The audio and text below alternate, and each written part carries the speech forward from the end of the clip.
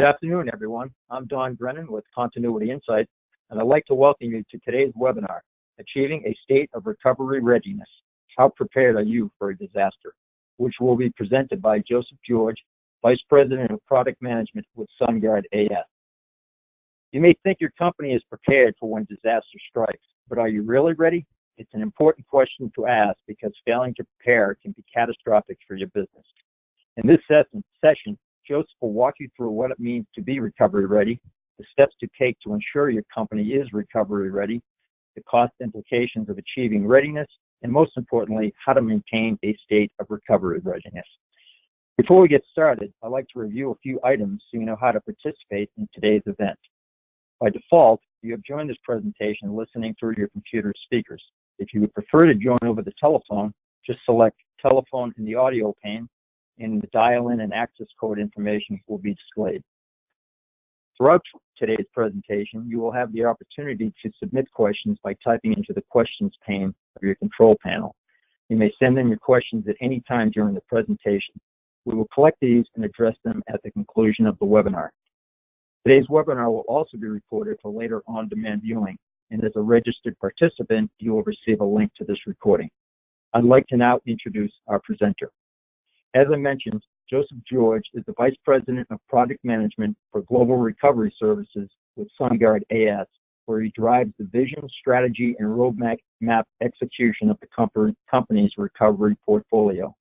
He has played a key role in the company's transformation from being a key player in the traditional shared inventory recovery model to becoming the leading provider for advanced enterprise-scale disaster recovery as a service.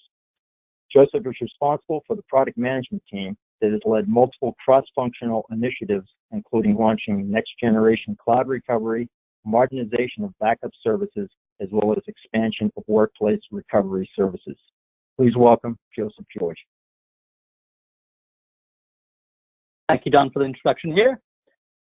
I'd like to thank all of you for taking time out of your busy day to listen to this webinar. As Don just described, we'll be discussing how to achieve a state of recovery readiness and ensuring that you're prepared when that inevitable happens someday, right? When the disaster strikes, how do you make sure you're ready? Over the next 45 minutes or so, the topic I'll discuss is really around what it means to be disaster recovery ready. How do you protect yourself against that? And taking a look at the cost angle of things as well. How do you justify the cost of being ready? We'll talk about how to assess your environment, hear your applications, and most importantly, how do you optimize your spend? At the end of the day, you've got to make sure that you're looking at where you're putting your investments, and how do you make sure that you're managing that spend in accordance with your business needs and whatever risk level you're willing to take. I do want to make sure that you understand that the session will discuss readiness more from an IT disaster recovery perspective. So if you're really looking for an overall business continuity type of presentation, then this is probably not the right one. And if that's what you came to hear about, I'm sure Continuity Insights has plenty of other webinars that can cover that topic from an overall BC perspective. But if you're really here to learn about how to prepare yourself from an IT disaster recovery perspective, then you've come to the right session here.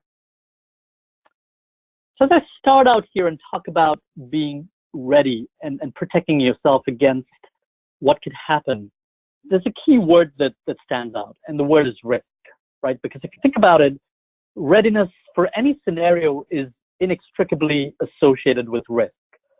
And this happens in our daily lives as well, right? If you're thinking about, driving down that highway and you're going above the speed limit and you're trying to decide whether to exceed the speed limit or not, you're going to be assessing the risk, right? You'll be determining, is this a risk that you're willing to take or not? And then your behavior is going to depend on how you assess that risk. And you have to look at the framework for assessing risk, and that's what I want to start with. This actually comes from decision science, and I was actually reading an article by NASA, right? They know a thing or two about how to manage risk. And if you look at risk, it comes down to essentially three elements on how to assess that risk. The first is looking at the scenario, right? It's a function of what are the scenarios that can happen. If you're trying to protect against disaster in this case, what are the possible disasters that you should plan for? And depending on the type, depending on the nature, depending on the sheer number of scenarios, the approach you take is going to be different. The second thing you look at with any sort of situation is what's the likelihood, right? So it's one thing to look at all the possible scenarios, but you're also going to consider what is the likelihood, right? What is the probability for the scenario to happen? And if it does happen, how likely am I to be impacted? That's kind of interesting, right? But because in many cases, we tend to underplay the possibility of certain things happening. It's often referred to as the optimism bias, right? We tend to assume that something is not going to happen to us. That's typically one of the reasons why we don't invest in protecting against a certain risk. And there's a third element, if you think about it, right? So what are the scenarios? What's the likelihood of that scenario happening? And the last piece of it is, well, if it does happen, what is the consequence, right? What is the impact or cost? If that scenario does happen, how bad is it going to be, right? If you think that the consequence is not that bad, then your behavior is going to be a little bit different, right? You know, back to that speeding example, right? If you're going to get a ticket that's going to cost you a whole bunch of money, then your behavior is different than if you think that you might be able to get off with a warning. So it's the same sort of framework that you use, and that's what I want to use as we talk about disaster recovery, IT disaster recovery, and how do we protect against it.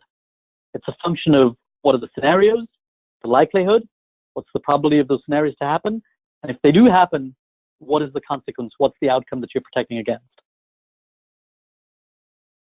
So as we think about scenarios, it's important to realize that we do live in a different day and age, right? In the past, we were protecting against natural disasters, catastrophes, those types of situations. And if you look at this description here, right, this is basically from a newspaper article from an actual press article after this incident happened. And it describes how a hospital had to divert patients to other hospitals while they had to revert to pen and paper systems, manual systems to register new patients. Now, if you think about that, that's one of the worst things you can do as a business, right? Because essentially, you're not able to take care of your customer, in this case, the patient, and worse still, right, you're directing them to your potential competitors. Think about this scenario, right? It sounds very much like any sort of IT failure. It could be a system that's down. It could be a natural disaster that took out your IT systems. And the reality, though, is if you read further, the article basically says that no personal data was compromised. And this is actually a very well-publicized ransomware attack. Back in 2017, Hollywood Presbyterian was impacted. They ended up paying, I think it was like $17,000 in Bitcoin. And that was basically the only way they could get out of that situation where the systems are down and not functioning. Here's another description of another company, right? So here, if you look at this description here, it says, our IT systems have been focused on the recovery of critical systems. We continue to make progress, resuming full systems. We're focused on restoring the operational systems. And then it's kind of interesting. They're saying we cannot even estimate how long it's going to take to restore the systems that were impacted. So this is a fairly major outage, right? And whatever way you look at it, it reads like a classic disaster. This could be an IT failure, it could be a natural disaster. But again, if you drill down into the story, this is actually the cyber attack on the FedEx TNT unit, the European unit, back in June of 2017. It actually continues, and the article says, it is reasonably possible that we will be unable to fully restore all of the affected systems and recover all critical business data. Now, this was a major ransomware attack. This was the NotPetya ransomware. And FedEx actually released their earnings in September of that year. And basically the estimates were up to $300 million of impact from that outage. So as we look at the scenario, we have to realize that we're no longer thinking about classic natural disaster. You've got to think about these new types of what I call 21st century disasters as well. This is an interesting graphic. It's from a publication by the World Economic Forum. The World Economic Forum, they meet every year in Davos. Right? These are luminaries across various industries. And they actually publish what's known as the Risk Perception Survey. They collaborate with Marsh & McLennan as well as the Zurich Insurance Group. And what they do is they plot all the different types of risks that companies have to be concerned about. On the x-axis, you see the likelihood, so the probability of that event happening. On the y-axis, you can see the impact, which is basically what's the outcome if that really does happen. Now you can see the top left here, I don't know how readable it is for you, right? But it talks about weapons of mass destruction. Thankfully, the likelihood of that happening is pretty low, but if it did happen, you're talking about nuclear disaster, the impact is pretty big, right? So really, the ones that are in the top right that have a high likelihood of happening, and when they do happen, the impact is high, those are the types of risks that we have to be most concerned about. And what's interesting is, if you look at those risks, the top three, in a sense, are extreme weather events, natural disasters, and guess what, cyber attacks as well.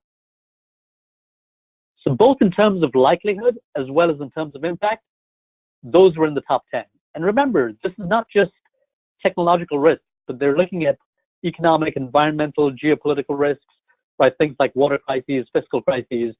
And on that range of all those types of risks, these are the risks that are in the top 10. And these are the risks from an IT perspective that we're typically trying to protect against. That survey actually continues, and they ask the question about what are the top 5 risks from a 10-year perspective. So essentially, it's really looking at a much longer-term horizon and looking out ahead in the future. And the question is asked, which are the top 5 risks? What's interesting is to see the change from 2018 to 2019. In 2018, for the first time, cyber attacks showed up higher than extreme weather events and natural catastrophes. And you can see in 2019, cyber attacks went from number 8 to number 5. Natural catastrophes went from number 19 there to number 15. And again, these are in the top 20 risks. So as we think about the risks that we're protecting against, as we think about IT disaster recovery, this gives us the perspective, right? This is how we need to think about protecting and thinking about the scenarios that can happen and making sure that when they do happen, we are protected. Now, if you look at some other situations here, right, what is the consequence? So we've looked at the types of risks, we look at the likelihood of those risks happening, and you think about the consequence. This is an interesting story I came across, and this was back in February of this year. A company called VF Email that basically offered secure email services. They'd been in business since 2001, right? So for a number of years here. And basically, the owner of this company woke up and he posted to Twitter essentially saying, my company is effectively gone, right? I've had somebody with malicious intent infiltrate my systems and start reformatting, deleting my data, deleting backup systems. Now, at that point, he actually said it will likely not return. He didn't expect his business to come back up. That's a real situation, right? This is not science fiction. This is something that actually happened. If you fast forward a few weeks, what you'll see is that this gentleman was able to restore his business, but only in Europe. His North America business was pretty much shut down. He's not back to 100% capacity, but that company was able to return partially into service because they had some backup systems they could recover from. Again, this isn't meant to scare you, but it's to highlight the fact that disaster is not just about natural disasters. The outcome, especially from these 21st century types of disasters, can be much, much worse than some of us might be planning against. As you look at what the industry is doing, IDC published a report, this is late 2018, and they did a survey of about 500 IT decision makers and practitioners. And what they identified was that 93% of the respondents have experienced some sort of technology-related business disruption in the past 2 years. Now, I have to admit, I was a little bit surprised by the number being that high. We do know of technology-related disruptions, but 93%, almost every single person in the survey over the past 2 years. And it's not just about a tech-related outage or disruption. It's the fact that actually impacted the business. Now, what's more interesting is that same survey describes how 20% of those respondents experienced major reputational damage, and even worse, potentially permanent loss of customers as a result of that disruption. So this is what we see, right? Increasingly with digital transformation, our businesses run in IT, and any sort of downtime or outage tends to have much more visible impact and potentially can impact the top line as well as the bottom line of the company. IDC estimates that the average cost of downtime is $250,000 an hour. If you think about an 8-hour day, that's about $2 million of downtime. I know it varies depending on your industry. It varies depending on the types of businesses you operate in. That's a lot of money, right, that you could lose because your IT systems are down. And that's something to think about. Making sure you understand what are the types of risks, what are the scenarios that you're trying to protect against, what is the likelihood you're going to be impacted, and if those risks do transpire, if those disasters do happen, then what is the cost to your business? And it's not just the cost of downtime, but it's also the longer term impact to your brand as well. What that means is, out of the respondents, more than half of them expect that data protection requirements will become more complex. So our systems are not becoming simpler. We're adding newer types of technologies. And as a result, making sure that you're resilient, making sure you're up and running becomes more challenging to some extent. The other piece is the vast majority of the respondents expect to spend a lot more money in terms of IT resilience capabilities here over the next few years. So that's something to think about as you look at this industry statistics, as you look at the overall view of how organizations like the WEF are looking at this. It's important to understand that there is a risk in this cost of that downtime. How do you protect against that risk? How do you make sure that when disaster strikes, you're recovery ready? It really comes down to these three basic elements of making sure you're recovery. Making sure you can recover and you're recovery ready. At the bottom, you can see that it's all about protecting your data. This is the most important thing, right? How do you make sure that your data is available in an offsite location and that you are able to recover your business from that data? If you've not protected your data, then there's not a whole lot you can do. The second element is, do you have an environment that you can recover to? It's all about rebuilding your production environment in a secondary location. The data is one element, but you've got to make sure you have the compute. You've got to make sure that you have the network elements. You can build your data center back on the fly after a disaster. And last but not least, you've got to consider who's going to do this work. How do you manage recovery there? So it's one thing if you have your data and you have your systems, you may even have your procedures and plans. But if you don't have the people that can actually execute your recovery, then you're really not recovery ready. So you've got to consider that as well. The people, the process, the governance aspect. So it doesn't matter who is doing the recovery, whether it's a SunGuard AS doing recovery on behalf of somebody else, whether it's you doing your recovery internally in your data centers. These are the three elements that you've got to consider. And you've got to make sure that you've got the right investments, the right resources for each of these. And we'll drill down into this as part of this session today. The other piece to realize is there is a trade-off, right? The faster you want to recover, the less downtime and the less data loss you can afford.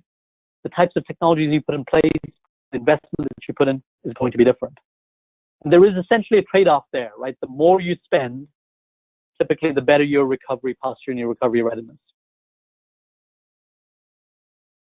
The piece to consider here is that in today's day and age, your approach to recovery needs to be different. In the past, we would think of recovery readiness as making sure that offsite data was in a location that was geographically separated from your main production site. You know, typically we talk about 100 miles, 200 miles, 250 miles, and you think about the physical separation in terms of distance. Well, that's changed, right? Because if you think about ransomware and malware attacks, it's no longer about physical separation. It's about logical separation. Because when that malware attacks your production systems, what you want to make sure is that it doesn't get to your recovery systems. How do you protect those recovery systems? How do you make sure you've got enough copies of your data? Here's an interesting statistic, right? And you'll see different types of numbers here. But essentially, the statistic is that ransomware and other cyber attacks can remain undetected in your system up to 99 days. So think about that scenario, right? Because with a hurricane, you're typically aware of it, at least a week in advance, days in advance. You have a pretty good idea of what's going to happen. and you can start executing your disaster recovery plans, right? Start deciding to move into a disaster recovery location. With cyber attacks, you may not even know that you've been impacted for up to 3 months. That's sitting in your systems, and you find out 3 months later. So think about that. At that point, in order to recover from that cyber attack, you may have to go back to the point before you were infected. In some cases, if you're lucky, depending on the type of variant, you could go back to the point before it was triggered in your system, and then be able to cleanse and get to a point that your system is in a good condition and not infected. But the reality is you can't take that risk. You may have to go back to a much older copy of data. So that changes the approach to recovery as well, right? So it's no longer about physical separation. It's also about logical separation. It's no longer about having the most recent copy of data. That's where disaster recovery was evolving over the last 5 years, right? It was all about moving from backup systems to replication systems, making sure you had the most recent copy of data in a fully hydrated format so that as soon as a disaster struck, you could basically mount the data and recover as quickly as possible. That is important, right? Because you've got to protect against those types of risks. Remember, there are times when you may have to go back to an older point in time. And you're starting to see this with the technologies in play as well, right? You've got replication technologies adding more snapshots of data. So they're starting to go back 30 days, in some cases 60 days. But again, you've got to consider that as soon as you do that, there's a cost that you're paying, right? Because you've got a whole lot more data that you're maintaining. The other piece that you're seeing is backup systems, and you're seeing backup systems, especially snapshot-based backup systems, start to allow you to keep more recent backups. So typically backups have been done once a day, but those systems allow you to back up multiple times during a day as well. So you've got the evolution of those technologies where now you can keep multiple copies of data. And it's about making sure that if plan A fails, you might have a high availability system. Plan B that you had in place, which is all around this cloud-based recovery system, replicated data, orchestrated recovery. How do you make sure that you have your plan C, which is all about making sure you've got an isolated system, you're able to clean up data if you need to, and most importantly, you may have to go back to your backup systems to be able to recover. So that's what's changing in our industry as well. Now, all of this is fantastic, right? But you've got to think about cost. Because if money was not an issue, then yes, you'd put all those systems in place and you'd be well protected.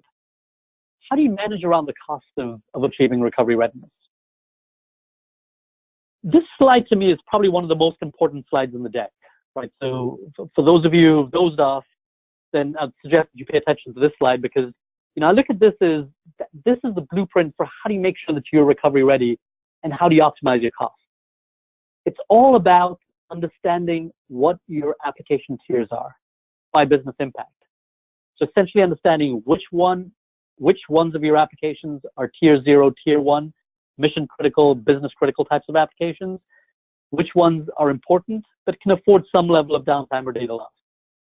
And that way, once you've tiered your applications, you understand based on the amount of data loss that you can afford, which translates to your recovery point objective for your solutions, and the amount of downtime that you can afford, which translates to your recovery time objective or RTO, right?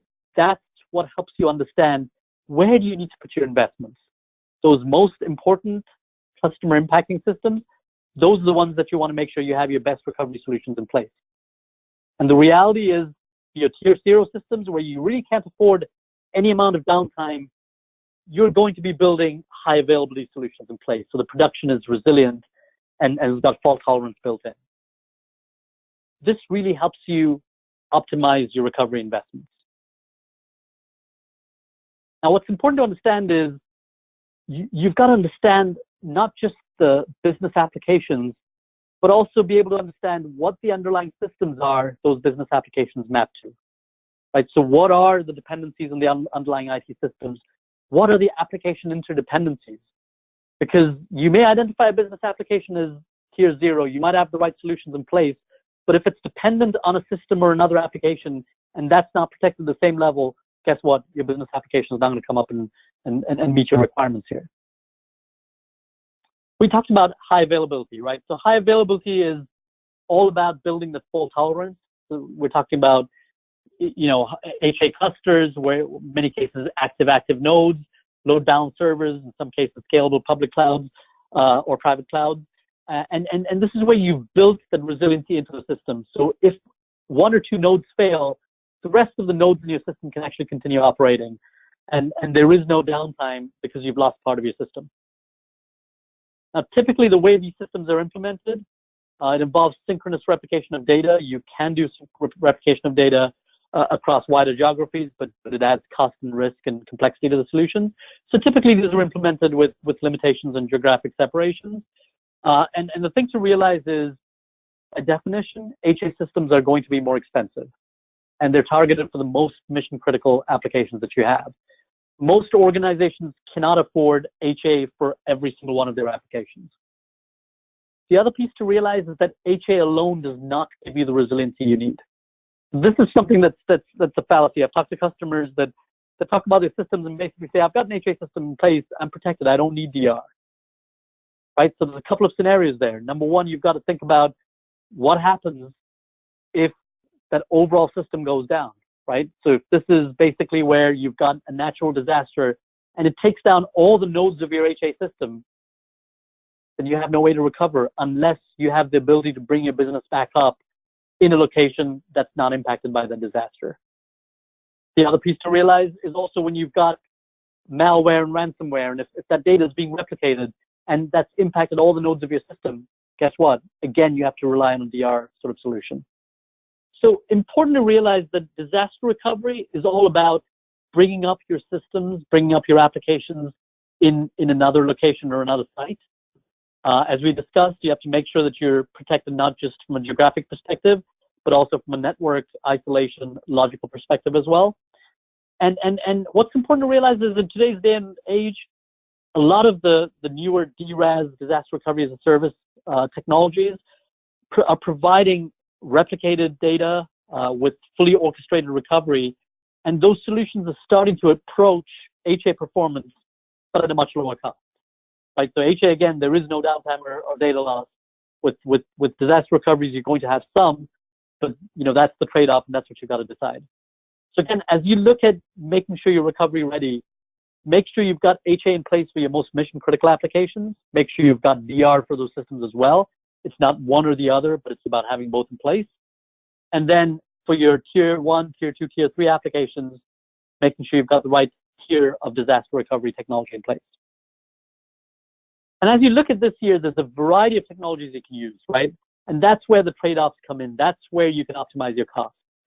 As you can see, for your tier 3, tier 4 systems, these are backend systems that really don't have customer impact, then a tape-based mechanism may be good enough, right? And that allows you to solve both your data backup needs as well as your recovery needs. But for most systems that impact customers where you can only afford minutes or hours of downtime, that's when you need to have a cloud-based recovery or a replication-based solution where your data is replicated, it's available in hydrated format, and you can recover using some sort of automated technology as well. Now, what's important is if you are relying on a service provider, make sure that you understand what the tiers are and what the SLAs are for those tiers, right? And not just for a single VM, right? It's one thing to bring up a single VM or a single server, but here it's all about bringing up your business application. And typically there's also a boot order sequencing that needs to happen. So you've got to make sure you understand which applications, which set of VMs can be brought up before the next set, and what are the service provider's SLAs for a group of VMs, not just for one, but for like 10 or 100 or 250. You also need to optimize your costs. And this is, again, these numbers are purely for illustrative purposes only. But as you can see here, I've got an example of 100 servers being protected. 65 are tier 1 and 25 are tier 2. So what that means is the performance is different. So here you're talking about the types of compute you have. You can have always-on compute. You can have the compute that's available on standby, the types of disks that you have. All those types of variables can change your cost. So if you change the distribution of what you want to be tier 1 versus tier 2, then your cost can change as well. So that's something to consider as well. As you look at the solution you're putting in place, understand what are the tiers, what are your requirements in terms of downtime and data loss, and then based on that, you can put the right technology in place. And remember, in order to be able to do that, you've really got to do a business impact analysis, right? Because that's what tells you what is the downtime that you can afford for a particular application, right? And how much money are you going to lose per every hour that the business application is down, or every minute that it's down? And how do you translate that to the level of investment that you can just justify in your disaster recovery solutions?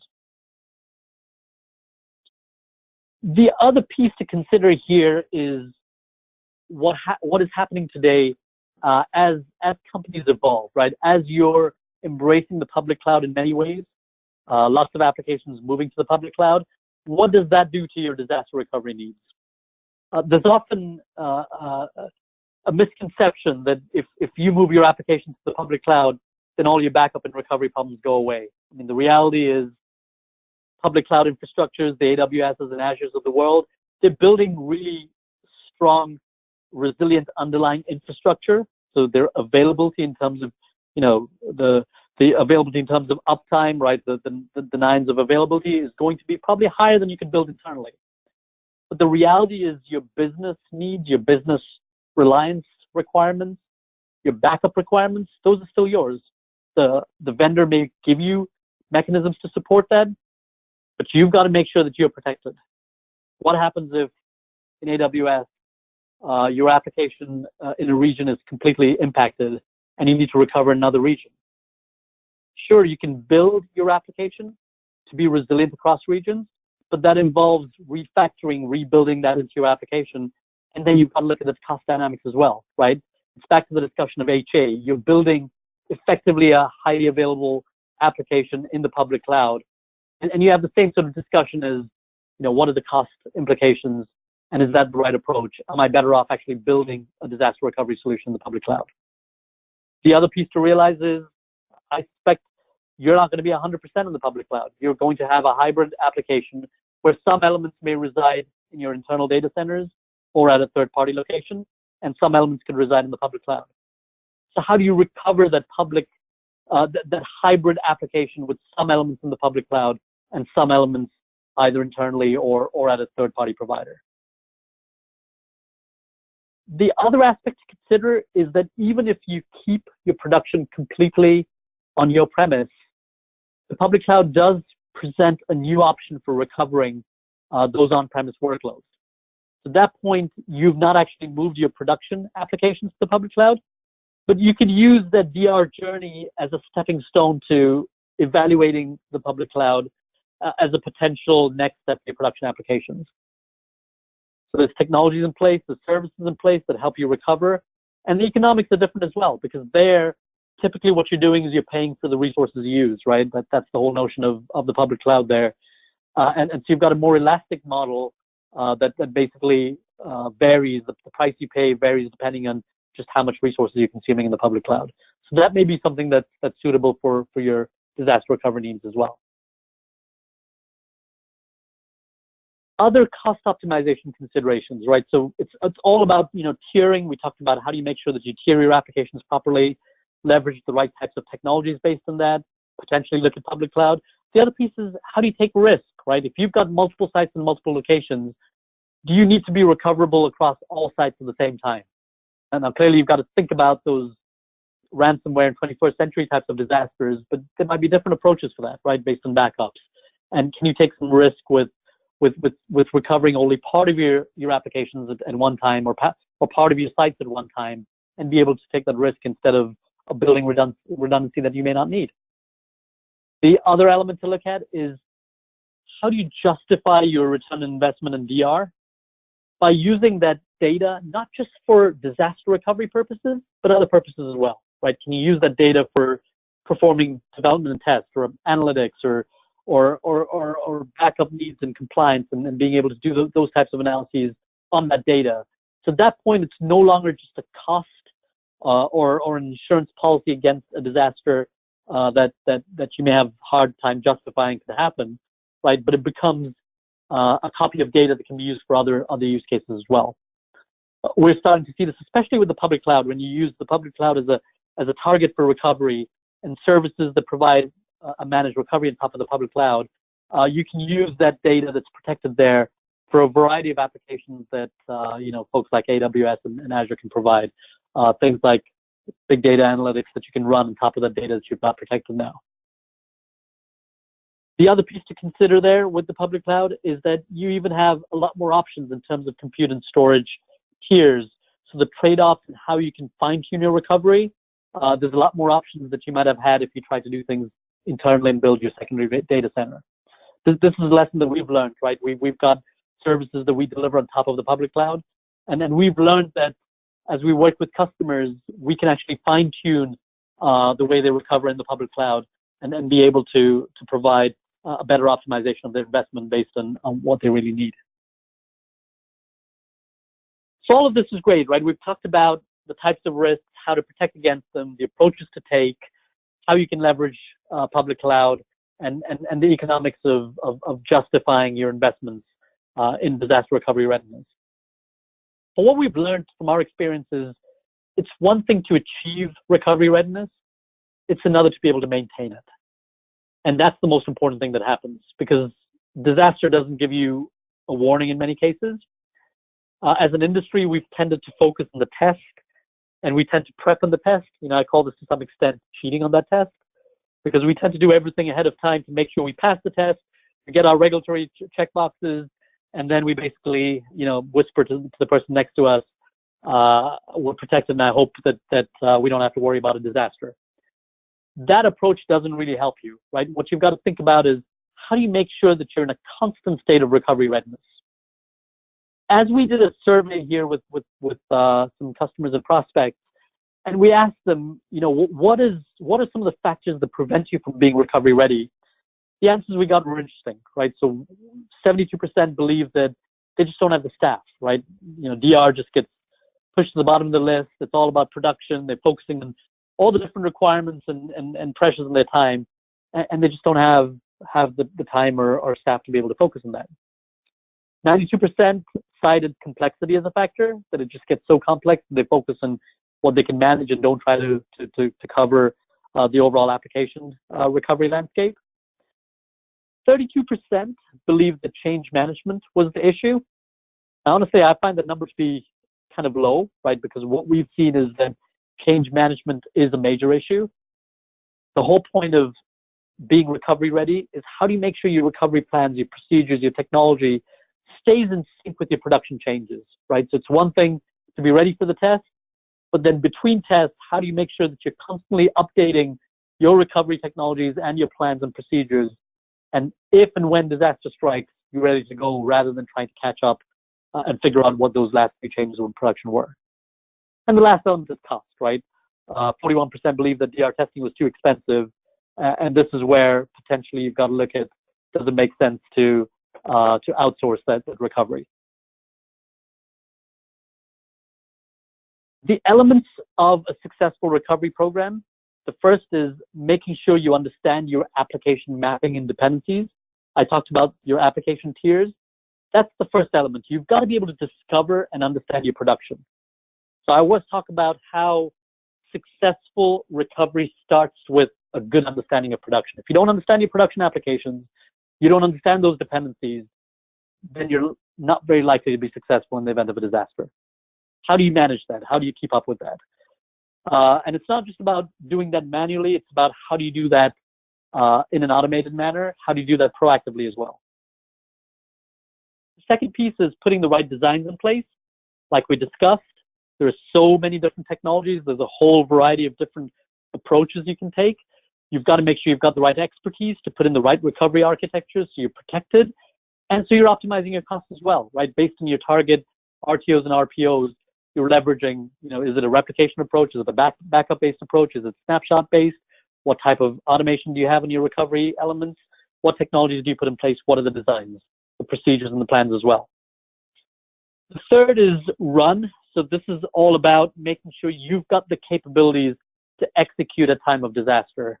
And you know, this is not just about testing, because testing is all about making sure that you're building that muscle memory and making sure you've got those plans and procedures in place. That's extremely important. But in many cases with cloud-based recovery systems, with replication systems, you've got a system that's 24/7 always running. You've got to make sure you're monitoring, checking that the data is being replicated, making sure that your RPOs are being maintained. It's about running your DR systems and making sure that you're monitoring, maintaining them, and that they're ready to execute at time of disaster. And then last but not least is change management. It's all about keeping in sync with your production changes. And you've got to do this both proactively by making sure that you're tying your disaster recovery plans and procedures into your change management process, but also making sure that you've got the automation in place, right? Through application discovery, dependency, and mapping technology, through those types of technologies that you can deploy in place. They can detect when changes have happened that didn't go through a change management process, and you can react quicker than if you found out after the fact. Last but not least, you've got to think about your people as well, right?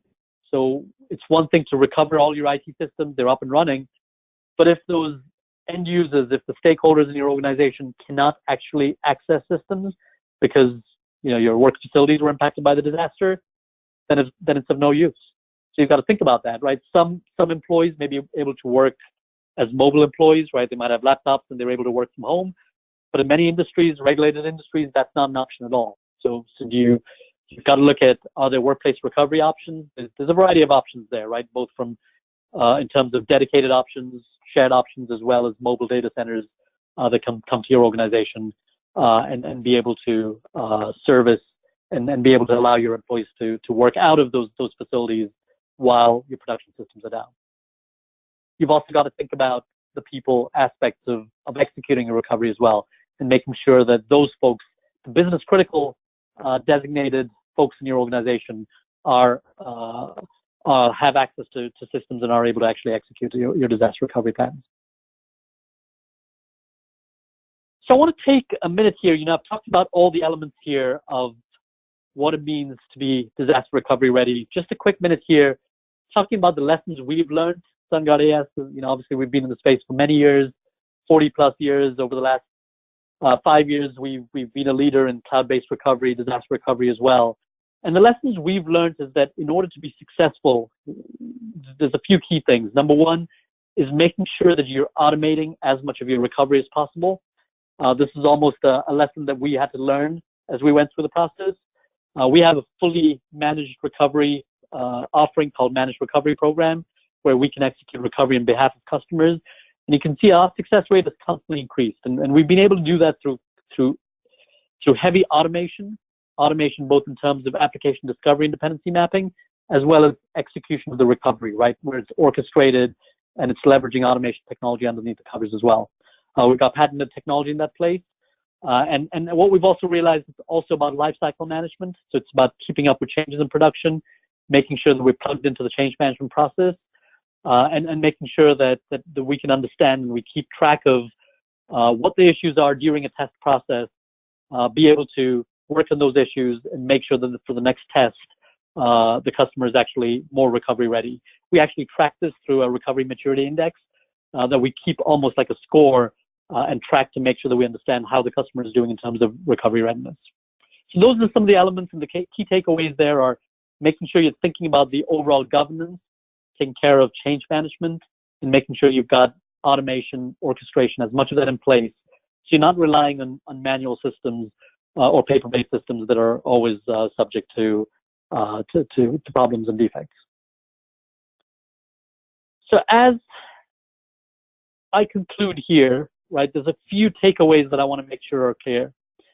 The first is, as you look at recovery readiness, we discussed the framework, making sure you're thinking about the scenarios, the likelihood of those scenarios, and what is the impact if those scenarios do transpire. And you've got to understand that it's not just about the traditional disaster, right, the flood or the hurricane. It's about the 21st century disasters as well. So cyber attacks, ransomware, how do you make sure that you're thinking not just about physical separation of your data centers, but logical separation, not just about keeping the most recent copy of your data, but about having multiple copies of your data so you can recover back to a previous point in time as well. The second thing is making sure that you have to optimize your DR spend. And this starts with tiering your applications, making sure that you understand what is the business impact of downtime and data loss. And that helps you tier your applications and put in the right solutions in place. For your mission critical applications, typically it's a combination of HA and DR. For the lower tiers, disaster recovery solution is probably the right approach. Making sure you recognize that HA alone is not sufficient for those most important systems. It's not one or the other, it's typically both. The third thing I highlighted was it's one thing to achieve recovery readiness, but it's just as important to maintain that. So you've got to make sure that you're discovering your production environment, you're designing your recovery plans and strategies and procedures accordingly. You have the capability and the mechanisms to execute a time of disaster. So this is both in terms of monitoring and making sure your replication systems and your recovery compute is all up and running and ready to go, as well as having the people or the mechanisms to be able to execute recovery. And then last but not least there, it's also about making sure that you're staying in sync with your changes in production as well. Last but not least, in terms of what you need to do is making sure that you think about your recovery readiness as your organization transforms. As your production transforms, it's all about making sure you're staying in sync with those changes and making sure that your recovery solutions evolve as well. Where does public cloud fit in that approach, right? Both as a source as well as a target for your recovery workloads. And you've also got to make the decision, is this something that you do yourself? Do you have all these capabilities? Are you optimized to be able to execute and to be recovery ready? Or is this something that you rely on a third party, a service provider that does this for a living and executes thousands of tests a year? That's what you've got to decide and make a decision on. So hopefully this is something that was helpful for you. I want to leave you with a last thought here. Don't underestimate the impact of disasters. I think we tend to have an optimism bias and we tend to think this won't happen to me. And it's only when it happens either to us or it happens to somebody close to us that we typically sit up and take notice. So don't underestimate the impact of disasters. Ensure you're recovery ready by maintaining a healthy level of paranoia. I think that's important, right? You don't want an unhealthy level, right? But it's got to be a healthy level where you're actually thinking about the risks, you're thinking about the likelihood, you're protecting and putting the right investments in place, and take a multi-tiered approach to managing risk, right? So not all applications are created equal, but that multi-tiered approach, A, helps you to be better prepared and protect the real risks in your organization, and B, it helps you optimize your costs as well. So again, thank you very much for your time and attention. With that done, I guess we're going to open it up for questions. Oh, thank you, Joseph. Yes, right now we do have some time to field a few questions, and I just want to remind everybody who's listening in today that you can still submit questions through the questions pane in your attendee control panel. Joseph, our first question is, can I just use discovery and dependency mapping tools and techniques to keep up with change management instead of integrating recovery with change management processes? Yeah, that's a great question, Don, right? So, I talked about how you can put in automated discovery technologies in place, right? That can look at what changes happen in your organization, right? And can detect those changes and can notify you. But remember, that's an after the fact scenario, right? So this is basically after the changes have been put in production. The reality is you want to be protected ahead of time, right? You want to take proactive steps as well, and you want to know before that change is put into production. So typically, I'm sure it varies depending on organization, but most of your organizations, you've got formal change management processes. So any changes that go into production are discussed, and there's a process for rolling them into your production environment. My recommendation is to make sure you're plugged in. Your recovery teams are plugged in proactively into the change management so they understand what's happening before the fact. They can determine if it impacts disaster recovery and what changes they need to make to their plans and procedures accordingly. So that's the proactive approach. Now, if something gets missed or something falls through the cracks and doesn't get caught through the change management process, it's put in production. And your next cycle, those tools are there monitoring and detecting changes. It can tell you, guess what? There's this change that happened, right? There was a new drive that was added, or a new server that was put in place. How come this wasn't something that you caught? And that becomes your fallback mechanism, right? So it's really the combination of both. You've got your proactive change management integration with recovery, and your reactive process, which is the automation technologies in place to detect changes after they happen. You really need both to be fully protected. Okay, thank you. Our next question, What are the pros and cons of using cloud recovery compared to just doing recovery internally myself?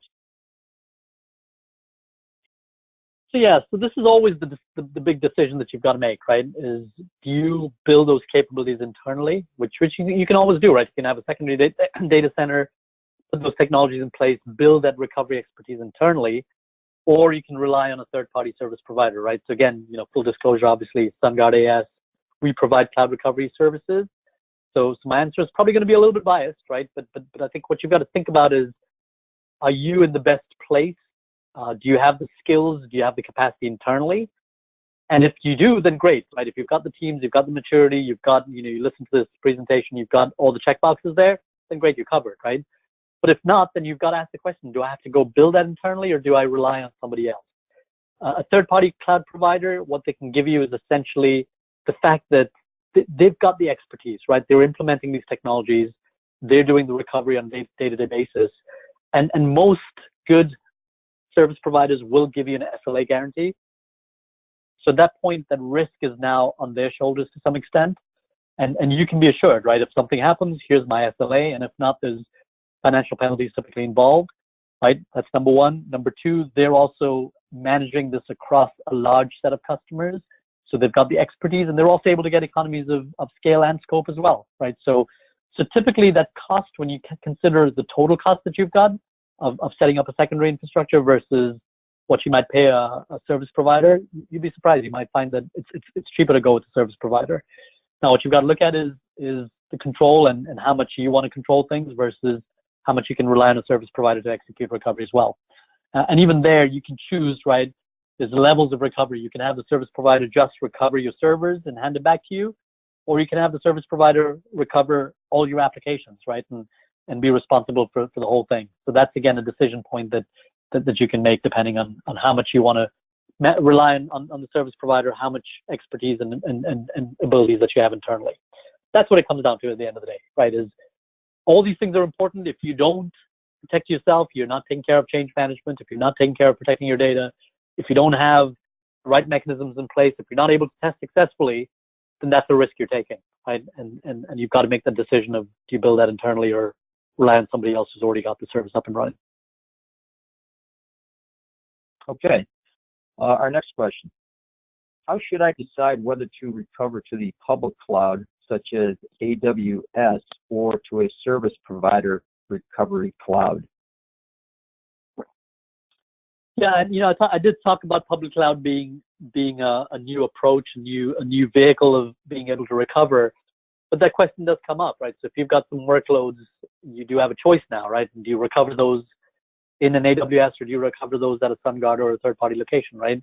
And it really comes down to your environment and your applications, right? And your preference of the type of service you're looking at. Some of the considerations you've got to look at are, one, what is the makeup of your applications? Are they all x86 types of applications that can recover in the public cloud, or do you have legacy types of applications as well, right?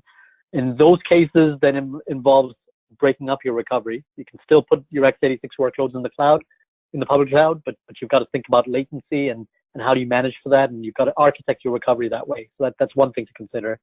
The second thing is, do you want a more predictable model for how you pay for the service, which typically service providers can give you if it's recovering in their location, or do you want something that's more usage-based, right? So the usage-based is a good model, right? If you want the flexibility, but again, from a budgeting perspective, it does create a different set of challenges for you that you've got to manage, right? So you got to decide what's the right type of model that you want from a financial a service payment perspective as well, right? And the third thing to consider is, think about that day two as well, right? So day zero, you've got the disaster. Day one, you recover. Day two, once you recover, how do you manage that environment post-recovery, right? Is there something that you want to have more control that you may get if it's a service provider cloud? Or is this one where it doesn't really matter, right? And as long as you've got your applications, the underlying infrastructure is running in public cloud, that might be good enough for you as well, right? So that's something that you've got to consider as well. So all of these things come into consideration. And the great thing is, at the end of the day, you've got all these options, and you've got to look at your costs, the control, what are your day two capabilities, what are the types of application workloads, and make the right decision for your own organization. Okay, our next question. Why do we need backup in disaster recovery when I move applications to the public cloud? Doesn't the public cloud provider just take care of that or help me build that into my application? Yeah, so I mean, this is something I touched on a little bit, right? So again, it's one of those misconceptions, right? At the end of the day, the public cloud is a different type of infrastructure, right? So instead of buying your servers from, whoever it is, right, from Dell or IBM, now you're relying on servers that are managed by an AWS or an Azure, right? You've got different mechanisms there, right? Different services that you can leverage. But at the end of the day, you're responsible for your applications. So think of the scenario where if you had a ransomware attack that deletes your data, or if you have code that's written badly and that inadvertently deletes data from your systems, your public cloud provider cannot protect against that, right? They're giving you the infrastructure, they're ensuring resiliency of the underlying infrastructure, but you're responsible for your application, your backups, right? If you've got to maintain 7 years of backups and there's compliance requirements that you've got to maintain, that's something that you've got to make sure that you manage as well, right? So public cloud providers can give you facilities, they can give you mechanisms for you to be able to architect resiliency into your application, but you've got to be able to make those investments. You've got to look at the cost considerations, and it's not something that just happens by checking a box, right? Those are the things that you've got to consider. And in those scenarios, as I discussed earlier, especially as you look at protecting, for example, in AWS, if you've got an application running in a particular region, right, you may build it so it's architected, so it's running across multiple zones in the region. But what happens if you've got an issue where you've got to fail over to a different region completely in another part of the country? Do you have those capabilities? Is that something that you've architected in? Is it something that you're paying for as part of that architecture? Or is that something that you can just rely on a disaster recovery solution in the public cloud? So those are all the considerations that you have to take place, that you have to make sure that you think about, and most importantly, don't assume that it's being done for you. You're at the end of the day responsible for your applications. Okay, I think we have time for one more question before we go, Joseph. What questions should I ask my cloud recovery provider before I make a decision on which disaster recovery as a service solution to go with? So several questions you've got to ask, right? The first I touched on, making sure that the provider is giving you an SLA guarantee on the recovery, making sure you understand the terms of the SLAs, right? Is this basically for a single VM? Is it for a group of VMs? Is there a financial penalty attached? What is that SLA, right? Because that's also a measure. It's not just the amount of the financial penalty, but it's the level of confidence of the provider, right? If they can stand up and say, I'll guarantee that it'll be up in this period of time, and if it doesn't, then basically I'm going to put my money where my mouth is, right? That's important for you to understand. The second thing to understand is just from a service provider perspective, right? How are they architected, and how are they built, especially from a security standpoint, right? Do they have a security organization? Do they build that into their clouds? Can it help you meet your compliance needs, right? So is the infrastructure itself, for example, if you have PCI or HIPAA compliance requirements, right?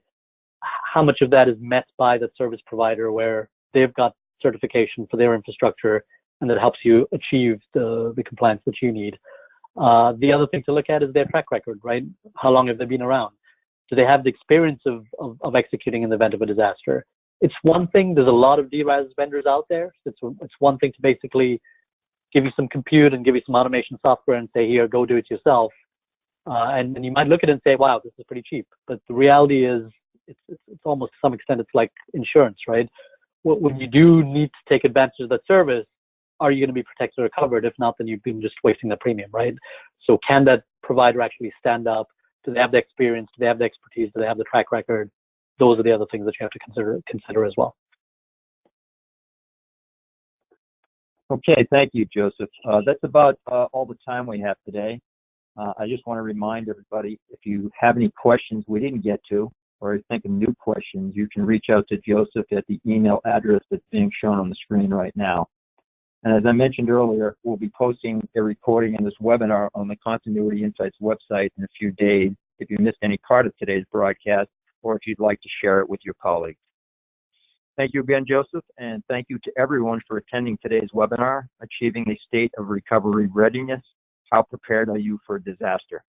On behalf of Continuity Insights and our corporate sponsor, SunGuard AS, we hope you enjoyed today's presentation and have a great rest of your day.